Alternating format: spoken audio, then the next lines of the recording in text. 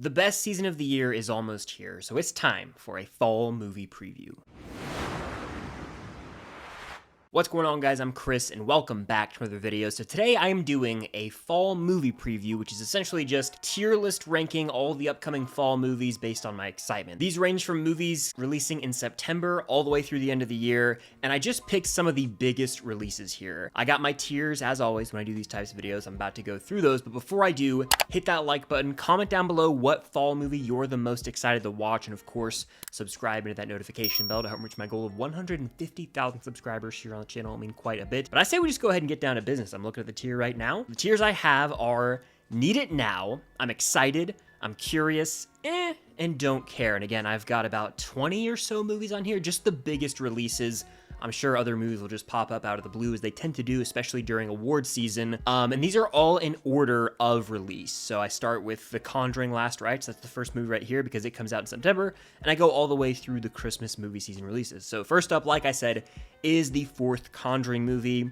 The first trailer for this movie really sold me. It looked creepy as hell, but then I have to take a step back and remember James Wan's not directing. And the Conjuring franchise, unfortunately, its best days are long behind it, if you will. The first two movies directed by Wan are really damn good horror films. The third one, huge drop off in quality, and I haven't even seen like Annabelle or The Nun because I've just heard they're not worth my time. And so with a director of the third movie coming back, it's scary. So I'm gonna put that one, and I'm Curious. I can't say I'm outright excited for it because of how that third movie was, and no James Wan scares the hell out of me again, but I will say I'm curious to see if they can stick the landing. They're marketing it as the last film, the last rites, the case that ended it all for Ed and Lorraine, like it was so horrifying that they had to step away or something like that, some gimmick. So we'll see. I'm still curious to see what they got going there. Next up, we've got The Long Walk.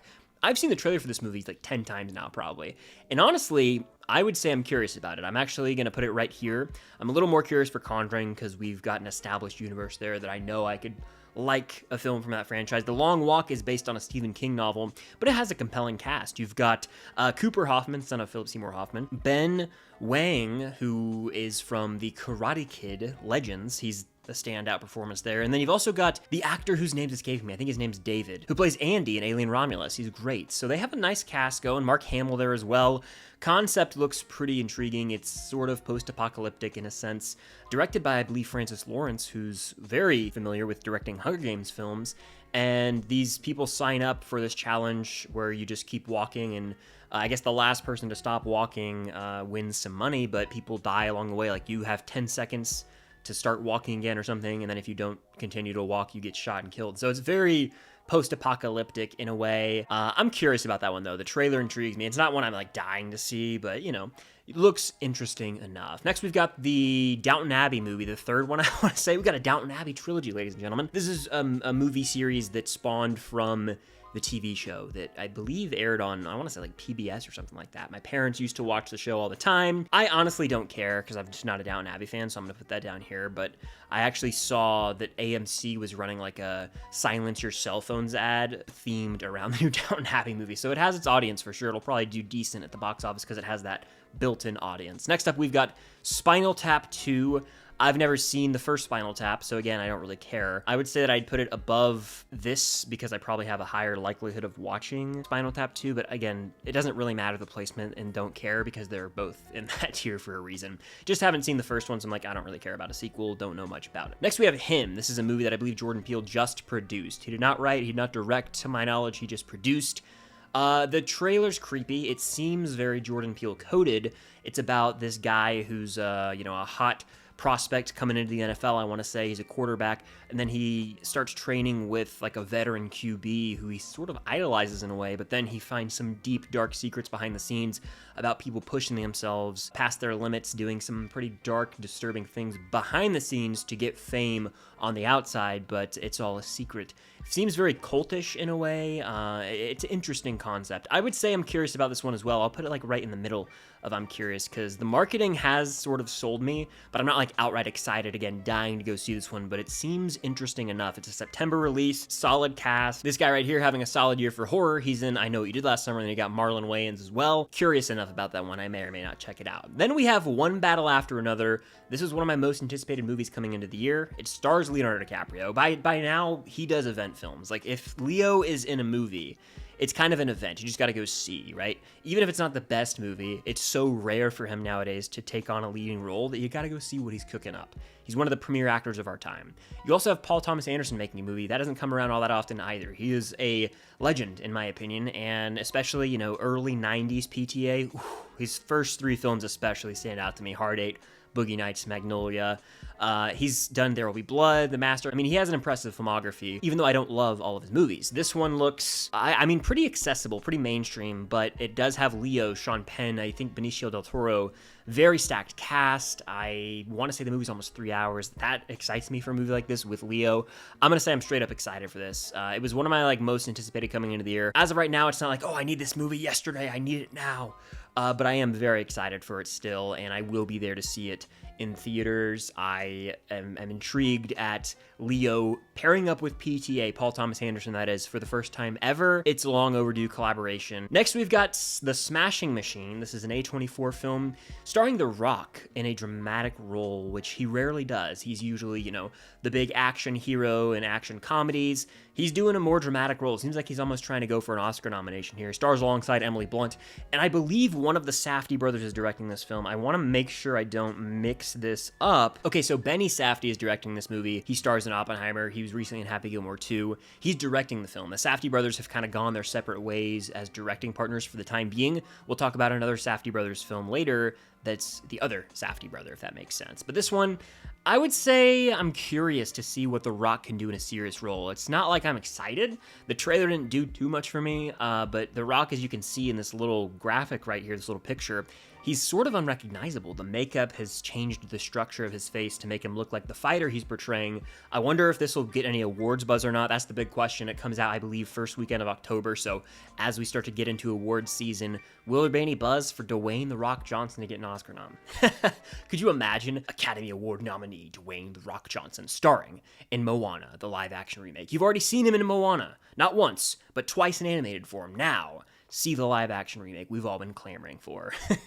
Shut up, bitch. Anyway, I'm gonna go curious with this one. I'll put it like right here at the back of I'm curious. Moving on, we've got Tron Ares. I haven't seen the original Tron film from way back in the day, but I've seen Tron Legacy, I believe it was called. Daft Punk did the music for the film. It's sick. But I haven't seen that movie in probably 10 plus years. Again, I have not seen the original, so I need to do a little homework and rewatch before I watch this movie. But the visuals look stunning here. I am pretty intrigued by the premise, and I believe 9 Inch Nails are composing the film. Trent Reznor and Atticus Ross, that is. I am going to go ahead and say I'm kind of starting to get weirdly excited for this thing. It's, you know, not something that I need now, but I would say of the remaining movies to come out this year, it's right on the fence of I'm curious and I'm excited. I can't outright say I'm pumped or excited. I'll go top of I'm curious though. Like the composers for the film, the visuals, I'm curious. Honestly, I'll tell you what's holding it back from being outright excited. If you want the truth, Jared Leto. Not a huge Jared Leto guy. So that, him being, I believe, one of the main stars of the film. Anyway, next we got Frankenstein. This is Guillermo del Toro's Frankenstein, which is actually hitting theaters limited run in October, and then I believe in November it's going to Netflix. I would say, similarly to a lot of these other movies on this tier list, I'm curious about this one. I'm not outright excited. I've never been a huge Del Toro fan, but the main reason is I haven't explored enough of his work, so that's on me. It's not like I've seen 5 to 10 of his movies and I'm like, yeah, he's just not my guy, he's not my cup of tea.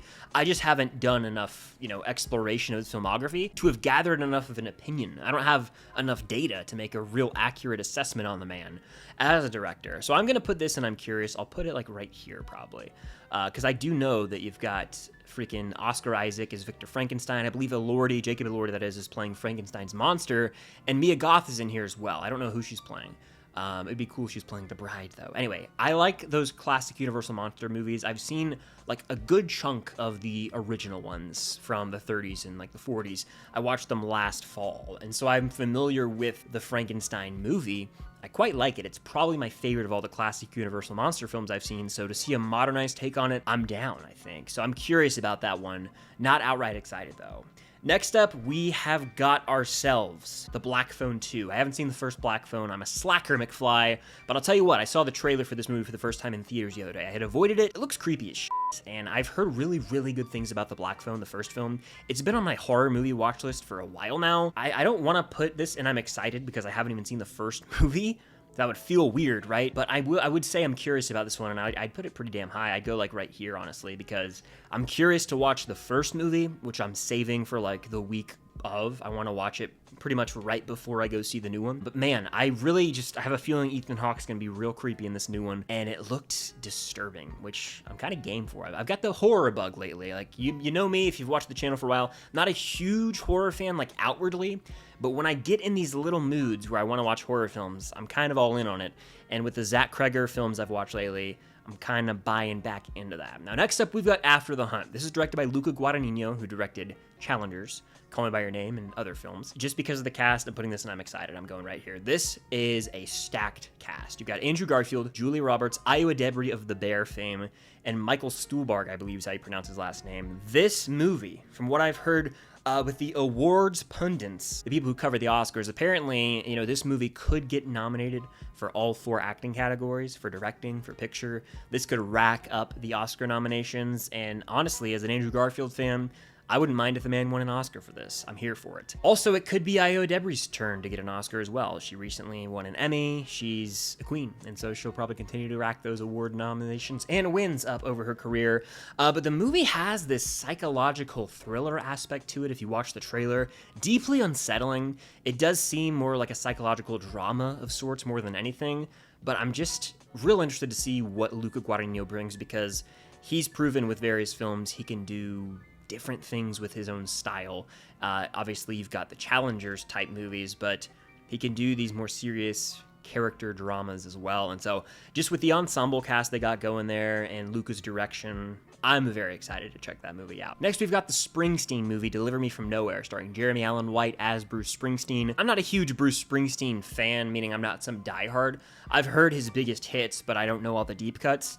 I do say that when it comes to music biopics, I can be a fan. Like, I liked Rocket Man quite a bit. It did something unique in my opinion. Bohemian Rhapsody was fine, but I may have burnt out on the genre a little bit as of late. Still, I would say I'm excited about this one. I would put it... let me think for a second here. I actually will say I'd put this in the back of I'm excited. Main reason being Jeremy Allen White and Jeremy Strong. That's right, Kendall Roy from Succession. Could this be when he gets his Oscar win? Last year, Kieran Culkin, who was also on Succession as Roman, got his Oscar win after winning an Emmy. Well, Jeremy Strong's won an Emmy. It's time for him to get an Oscar. How fitting would it be if Kieran Culkin goes up there on the stage and announces the nominees and the winner, and Kieran Culkin announces that Jeremy Strong wins for supporting actor? That's my fantasy. That would be fantastic. But I'm a sucker for like a well-done music biopic. This could be good. Who's directing the film? Let's check that out real quick. Scott Cooper's directing. He directed that movie Crazy Heart with Jeff Bridges from a while back. I think Jeff Bridges won an Oscar for that movie, so I'd say I'm excited for that one. Even as like a neutral in the Bruce Springsteen fandom, I'm excited to check that one out. Now, next up, we've got Predator Badlands, and I've talked about this recently in live streams. I went through the Predator franchise back in June. I'd only seen the first film, so I rewatched that movie, then I watched all the others, including the newest animated film, Predator Killer of Killers.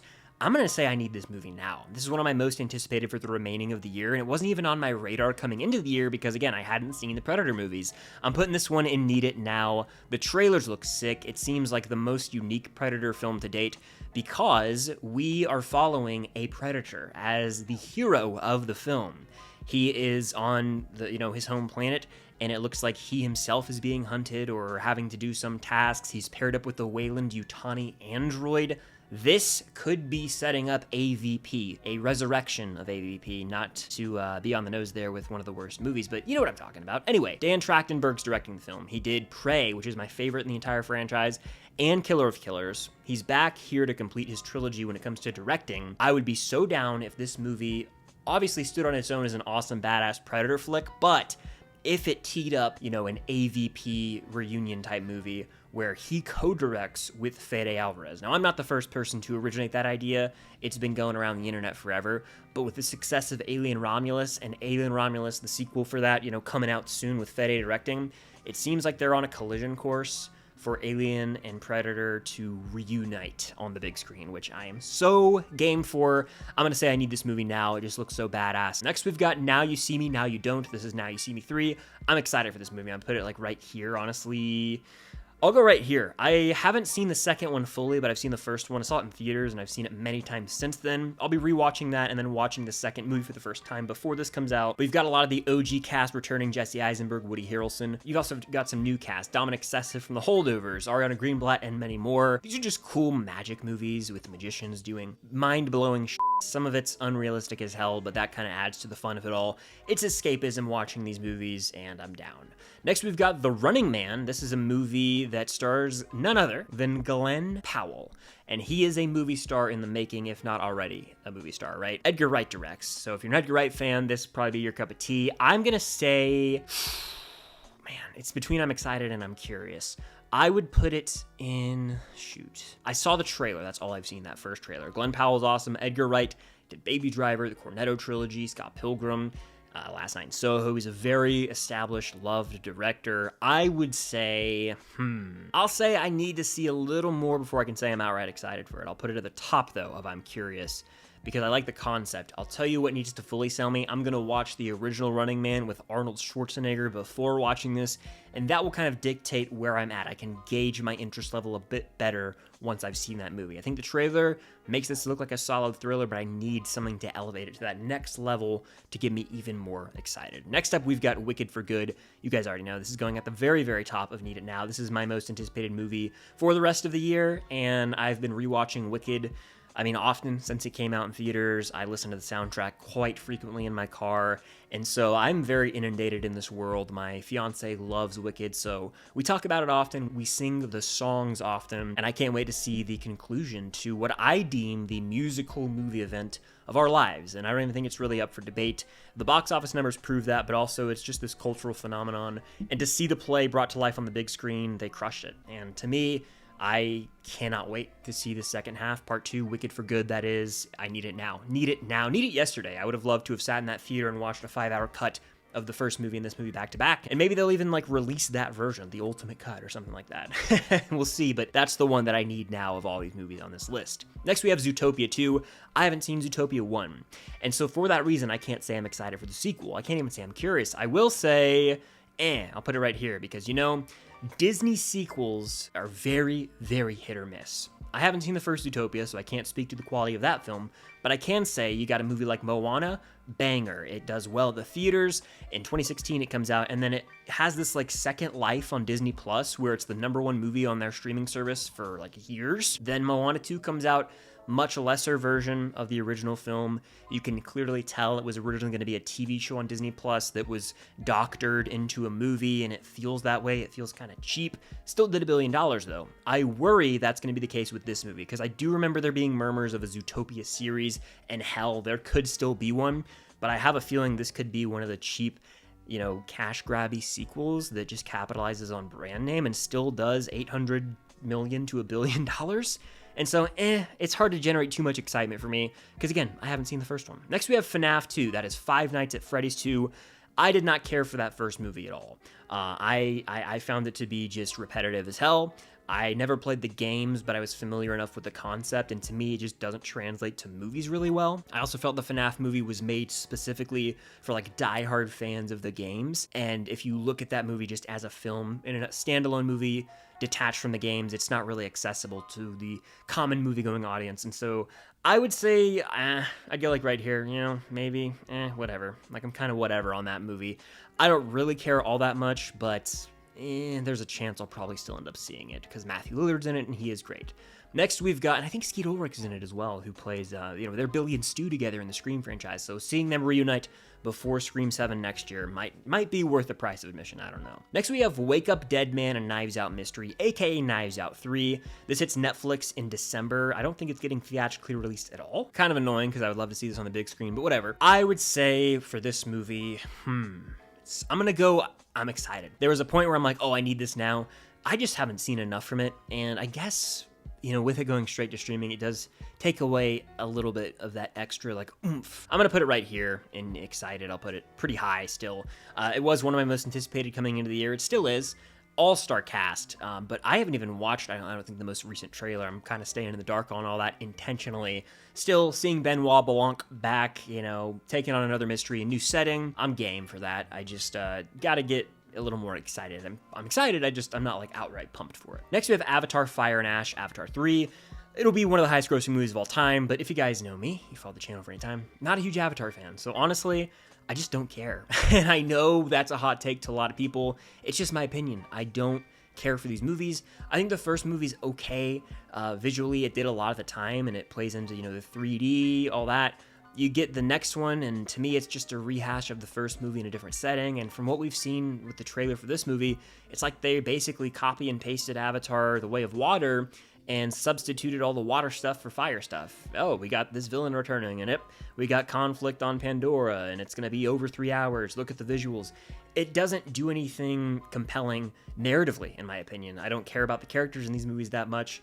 They're all pretty one note, and I just feel no attachment to this world. Like, yes, there's no denying the world building, the escapism with the visuals alone, but visuals can only carry a movie so far, and I don't find anything memorable other than the visual effects with these movies. So I'm gonna put this at the top of don't care, because I will probably end up checking it out at some point. But I don't care. I really don't. Next up, we've got SpongeBob. I think it's called like The Search for SquarePants. I think they've made a lot of these movies. The best one was always the one from 2004, I think, the SpongeBob SquarePants movie. That was my childhood, so I don't care about this one at all. I'm putting it at the very back. I think of all these movies, it's probably the one I'm the least interested in.